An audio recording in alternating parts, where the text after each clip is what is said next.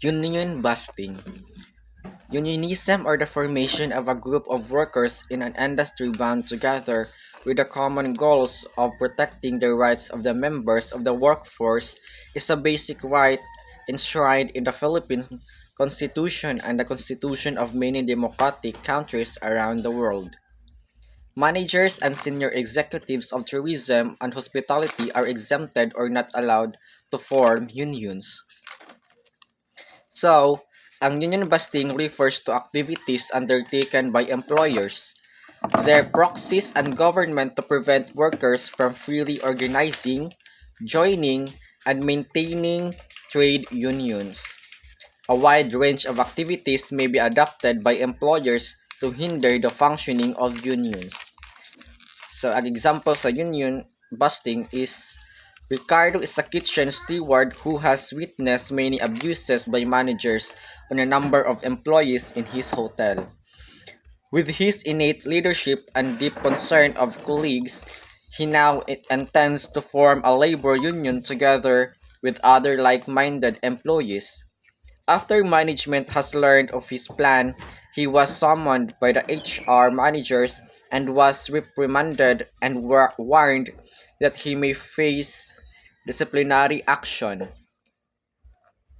Example of ways in which an employer may be constructed as committing union busting are verbing or sourcing potential or incumbent union leaders, punishing or dismissing potential or incumbent union leaders considered also as constructive dismissal, aggressively influencing or threatening employees if they join the labor union, transferring potential union leaders to other companies or geographic locations, promoting a potential union leader to a managerial position, making him unqualified unqualified to form or be part of a labor union. Mutiny. When employees are not comfortable or do not feel safe and secure or have developed an extreme disliking or scorn on their superiors, a mutiny is expected to happen. So, ang meaning sa mutiny is defined as a forcible resistance of or revolt against constituted authority on the part of subordinates. In short, it is overthrowing a person in authority and in the case of companies, a manager or senior officer, particularly in organizations wherein offices politics is intense. Mutiny may always be a possibility. Example, Nisi is a tough lady boss in the chain of restaurants in downtown Cebu. The seven outlet managers felt that Nisi, their aerial director, is not competent and has abused her authority. The truth is, Nisi was only being strict, given that she was able to stumble on massive fraud perpetrated by all the outlet managers of the chain. In, re- in retaliation, they decided to petition for Nisi's ouster and physical block her entry into all the outlets. Were the mutineers right in their action? How can this be resolved? No matter how bad the situation is mutiny is still unethical. There are many ways to resolve problems between superiors and team members without resorting to mutiny. It is also possible that the mutineers are also out of line when they take justice in their own hands. Herewith are some ways to prevent a mutiny. First, always make all policies and transactions clear to ensure there are no hidden agenda. Second, document everything to avoid mutineers reversing the tables. Third, encourage people to speak up and air grievances using the proper channels and not disrupt operations. The last is coach managers and executives on good human relations and team management competencies so they will not be strange or insensitive to their subordinates. Disobedience. Employees of a company are expected to obey orders and directions of superiors as well as abide by the company's policies, procedures, and standards. Disobeying could get one into trouble. Disobedience is defined as the refusal or neglect to obey a superior or policy. Upon hiring, an employee is given a thorough orientation of the standards, policies, and procedures of the company as embodied in its company manuals. Then, once the employee is officially hired, he is given his duty schedule. He reports to a superior who is in charge of monitoring and evaluating his performance and give direction on his daily tasks, assignments, and projects. So long as the orders by superiors are legitimate and regular, an employee must obey. Failure to do so may be construed as disobedience and possibly negligence. At its worst, it may even escalate to gross negligence resulting in damages. Exam- Example: Maya was the last cook to leave the restaurant one night. Based on the chef's instructions and the operation manual, all gas valves must be closed to prevent gas leaks. Yet Maya unfortunately forgot to close all gas valves the following morning as the morning chef cook turned on the lights of the kitchen. A huge explosion resulted from the gas leak. After a careful investigation, it was ascertained that Maya was the culprit. To prevent or address issues on disobedience, the following are suggested. Have thorough orientation of all employees in the company's standards and policies and procedure. So, ang mga employees jud dapat kanang murag mag-conduct sila og orientation para sa mga employees para mahibaw-an nila ang policies, mga procedures, then ang company standards. B. Ensure clear communication from managers and supervisors in giving orders on or instructions to employee. So dapat pod kanang clear ang pag-communication sa mga employers o sa mga managers o supervisors para makasabot jud ang mga employees sa mga sa sud sa mga sa hotel industry. Allow employees to ask queries after instruction have been given. So kanang dapat pod og wa kasabot ang mga employees dapat pod mo ask sila sa mga sa mo ask sila sa managers and supervisors. D. Have a personalized on-the-spot counseling to correct mistakes or errors committed by employees to ensure they are not repeated in the future. E. Reprimand erring employee if behavior is repeated. F. Take disciplinary action on gross disobedience resulting in damages. Poaching clients and employees. Poaching per se is the illegal practice of encroaching or trespassing on another person or organization's property to hunt or steal without the owner's permission. In the context of poaching clients, it essentially pertains to stealing another person or company's clients or employees. So we have example. Myra, an HR manager of a five-star hotel, heard that Lucette Fanny in Makati was able to hire many outstanding frontliners in its last recruitment campaign. She visited the hotel and checked it out herself. She started to distribute her business cards to selected employees and invited them to apply at her hotel, promising higher pay and more benefits. There are a number of ways wherein poaching clients can be prevented or addressed, such as create an association covenant on anti-poaching among sales and marketing practitioners in the sector of industry.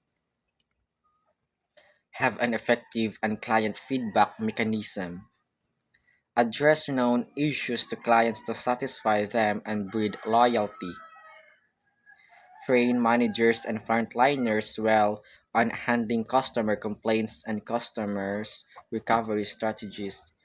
So kanang i-train ang managers og frontlines kung unsaan pag-handle sa problem sa customer or sa complaint sa customer and customer recovery strategies. Institutionalize exciting customer loyalty programs. Communicate with client constantly. So, kanang mo communicate pug ka sa mga guest or client constantly. Assess the satisfaction level of clients periodically. Research extensively on current as well as emerging market segments. Manipulation of colleagues. Manipulation is defined as controlling someone or something to one's advantage, often unfairly or dishonestly. When applied to peers, this is a behavior that eventually creates cliques, conflicts, and cloning, where are all counterproductive. Manipulating colleagues in the organization, superiors, peers, and subordinates is usually triggered by conflict, personal insecurities, protectionist attitude, facades as defense mechanism, professional jealousy, intense narcissism, and external pressure and commitment. Example: Anton is the executive housekeeper at an island resort. He, along with five supervisors, will be conducting the quarterly appraisal for their 65 housekeeping staff. There were four employees, Rooney, Eliza, Jack, and Bonnie, who were repeatedly mentioned by Anton in a brief meeting as undeserving of high or moderate rating. Was Anton manipulating the result of the employee appraisals? What could be consequence of such action? Through manipulation, many organizational processes tend to be derailed, potentially causing demoralization, injustice, inefficiencies, employee attrition, fraud and corruption, lack of conviction for team collaboration, distrust in management, diminished employee engagement, suppression of creativity, critical thinking and innovation in the workplace, and escalated conflicts. Manipulation of colleagues may be avoided through the following approaches. A. Practice fairness at all time. Never discriminate and let biases rule or cloud decisions to be made. So, dapat jud i-practice ang fairness sa uban kanang dapat fair, dapat tanan, and di jud dapat i-discriminate and let biases rule or cloud decision to be made. Listen intently, research extensively, and ask critical questions to arrive at the truth, particularly when in doubt. Seek honest opinions and available facts and evidence known to others to able to understand issues comprehensively. So, dapat pud ka ng pangitaon jud nimo ko pangitaon jud agsakto nga opinions o mga evidence known to others para masabtan ang issue og tarong. Allow colleagues to think independently. Last is minimize small talks on matters that will require collegial decision or consensus in the near future. Bad-mouthing clients, competitors, and previous employers. Bad-mouthing is the act of criticizing someone or something in an unpleasant manner. This is typically observed among employees with strong biases against a particular client or previous employer. At times, this would be manifested in tete-a-tete chats or even through the use of social media shout-outs. So, The behaviors spring from a feeling of dissatisfaction, disagreement, or nonconformity with the client or previous employer. Even if one's failings are true and valid, it is best to keep them to oneself unless an important decision has to be made. It should not be the subject of casual conversations because it leaves a bad taste in the mouth, and such encounter becomes filled with negativity and possibly gossip.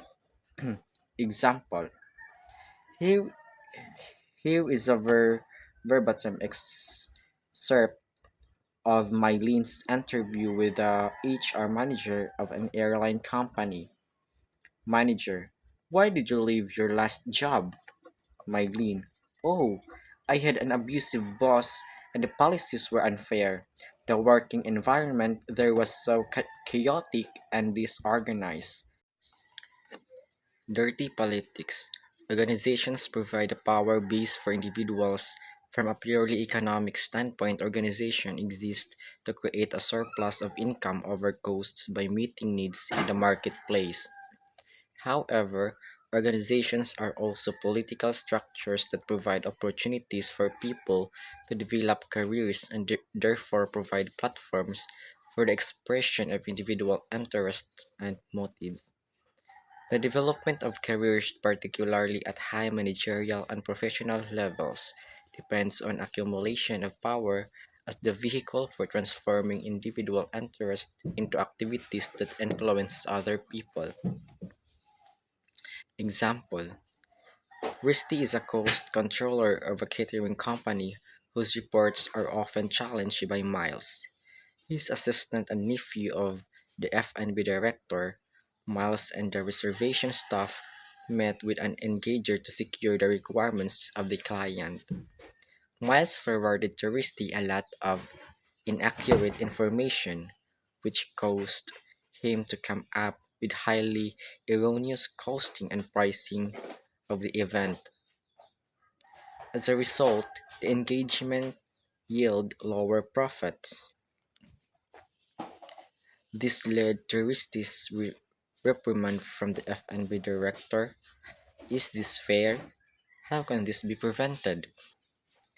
If intense politics is happening in a company and the working environment is no longer healthy, there are remedies that can be implemented. It is best to prevent nurturing a highly politicized workplace. Here are some tips for companies, managers, and employees. First, encourage positive dialogues across all levels, espousing transparency and employee engagement. B. Implement team building activities and other opportunities for managers and employees to get to know each other better. C. Conduct a proactive counseling at the slightest suspicion of conflict between or among employees. D. Institutionalize an effective grievance mechanism for employees to seek mediation or rectification of errors in judgment by managers and supervisors. E. From diverse and inclusive committees to prevent unilateral decisions and abuse of power by people in authority. Last is form an oversight committee to review decisions made by managers to ensure fairness, transparency, and integrity. Passing the buck or blame game. Passing the buck is defined as blaming someone or making another person responsible for a problem that one had to deal with. This is a nasty behavior that creates conflict and scars professional relationships in an organization. This culture flourishes mainly due to the lack of responsibility and accountability by persons in authority. Pasabot ingani ka ng murag kintahing ahong sa, then ahong i-blame aglain nga persons or employee. Example: Romel is a nutritionist who works as a food checker at a five-star hotel. His job is to ensure that all entries coming out of the kitchen are checked before being served to guests. One busy day, VIP guest dining at their Italian restaurant complained about having found strands of hair on their pasta. Rommel quickly blamed the waiter who served the entry. Is this accusation fair and has sufficient basis? So to prevent this penchant for passing the back of the blame driving culture, it is good to practice the following. First, provide all employees their own job description to ensure that everyone is aware and clear on their duties and responsibilities, what is the scope of their work, and what are the items or outputs for which they are accountable. Second is identify critical areas in the operations and other functions of the company where gray areas may arise. Streamline policies and procedure to directly pinpoint personnel in charge of results. Last is provide physical and documentary controls, CCTV cameras, transmittal reports, security records, endorsement logbooks, and etc. that would serve as references in the event of a dispute or investigation. Their acts, habits, mannerisms, or behaviors that are considered unethical because they are typical not acceptable in the corporate world and in government.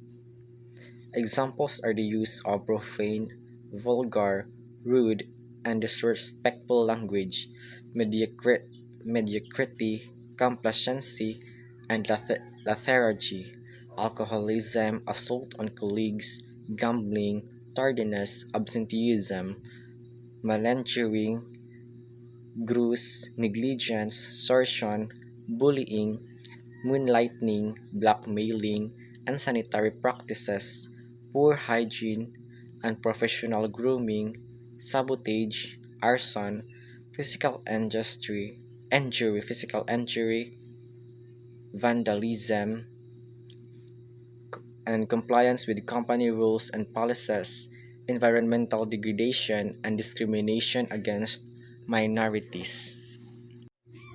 Profanity and vulgarity. Profanity is a socially offensive use of language that may also be called cursing, swearing, or expletives. Accordingly, profanity is deemed impolite, rude, or culturally offensive. It can show a debasement of someone or something, or be considered an expression of strong feelings toward something. Some words may also be used as intensifiers. People tend to use profane and vulgar language out of anger, frustration, emotional outburst, or may be caused by habitual expression, influence of media, films, literature, or bad company, dysfunctional family, and upbringing. Example: Polo and Kiane are good friends who work in the same bar in Manila. Due to their closeness, they are sometimes rowdy and boisterous, especially when they are only a few customers. They joke around and they exchange lewd remarks and vulgar phrases like "what the fuck," "my effing boss," "tabugo," "boy silly," "mumu time," "Mars," "kailan ka magpapakanton," and the like, while some of the men at work are amused with their loud and vibrant conversations. Most of the women are displeased and don't feel comfortable at all. Can they report this kind of behavior to the HR department? This kind of behavior may be avoided in the corporate setting through many ways of interventions such as: first, constant exposure to good role models and a decent professional and polite environment, observing courtesy and diplomacy in the workplace with clients and suppliers. Third, seminars and training courses on social etiquette and business communication. Fourth, coaching, mentoring, and counseling by supervisors and managers. Last is enforcing sanctions on violations in the company's code of discipline pertaining to the use of profane and vulgar language.